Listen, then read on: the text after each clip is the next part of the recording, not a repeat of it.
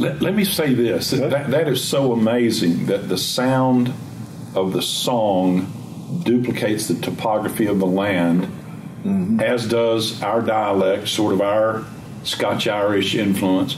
Yeah. The Lord at times will speak to me, not through a Bible verse, Ray, but through the rhythm or cadence of the verse as I've known to read it. Yeah. In other words, I will hear ba-bum, ba-bum, ba-bum, ba-bum, ba-bum, ba-bum, ba-bum, ba-bum, ba-bum, ba-bum, ba-bum. John 3:16. Yeah. For God so loved the world, He gave His only begotten Son, that whosoever believes in Him shall not perish but have everlasting life. Yeah. And there are other verses I read, and I'll hear that rhythm, and I'll know that's the word the Lord's speaking about a certain situation, maybe. Because it's metrical. Yeah. Because you are not a preacher. You're a poet preacher. And that's what they called them in Wales. In Wales and Ireland, they didn't call them preachers. They were poet preachers. Right. And they would preach with this rhythmical thing, which actually eventually birthed what became in the Eastern Kentucky culture was called rappers. Those preachers, Peter Cartwright in his book, it's called The Backwoods Preacher, he describes the way they preached then. Interesting. And they would rap on it. Glory to God. And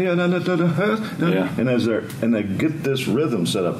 And they used to do that in the north of Wales in those days, back in the early 1800s. They call them the Welsh jumpers, because they would stand and jump straight up and down while they were preaching, and the entire congregations or the audience would get caught in the rhythm of what they were saying. My goodness.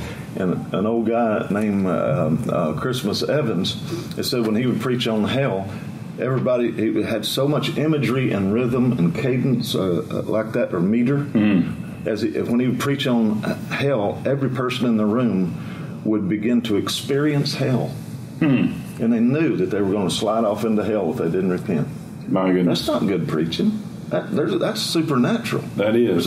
If he preached on heaven, the people would experience heaven, because he was a poet preacher. And a poet doesn't tell you that is a plant or a tree or a mountain.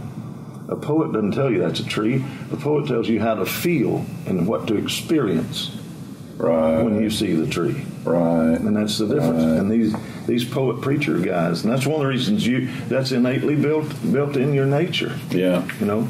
Yeah. And another thing, in the old days they discovered that the language of the peoples and the history at one time was all oral, not written history.